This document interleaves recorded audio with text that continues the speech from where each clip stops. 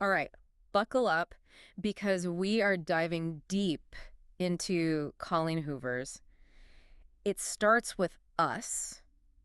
You guys know it ends with us. Ripped our hearts out, right? Yeah. And you wanted to know if this sequel, is it going to like put those pieces back I together or love just it. shatter them all over again? Let's find out. Well, we're picking up right where we left off, which, pretty heavy stuff. But this time, Hoover gives us both Lily's perspective and the Atlas's. Okay, so we are in both of their heads now. We are in their heads. That changes things. It adds a whole new layer of complexity Yeah. because we're not just seeing their reunion from Lily's point of view. We're also seeing the hope and the hesitation, frankly, from Atlas's side, too. Which honestly, after the emotional roller coaster of It Ends With Us, a simple happily ever after Yeah.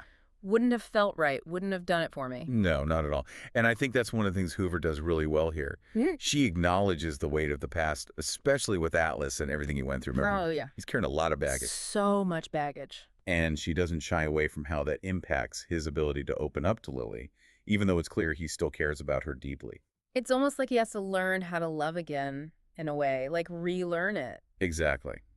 And then, of course, there's Ryle. Oh, don't get me started on Ryle. Talk about a ghost you don't want showing up. Right. The story doesn't just magically erase him.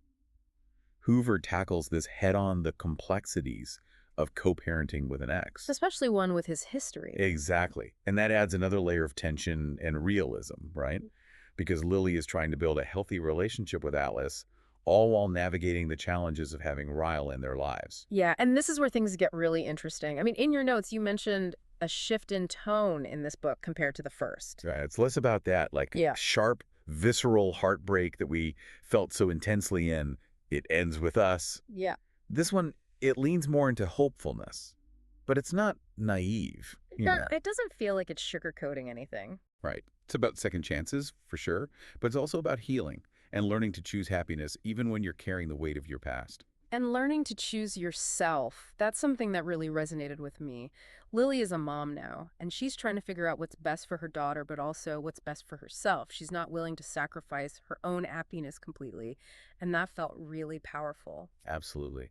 And I think a lot of people, especially those who've been through similar experiences, will see themselves in Lily's journey.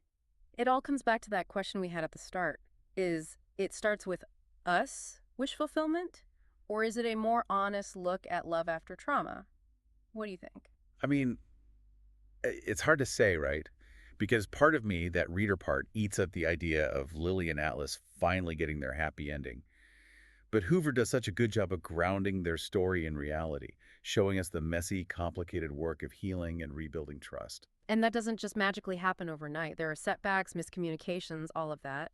Exactly. So, yes, there's that element of wish fulfillment, but it's balanced with this really honest portrayal of what it takes to move forward.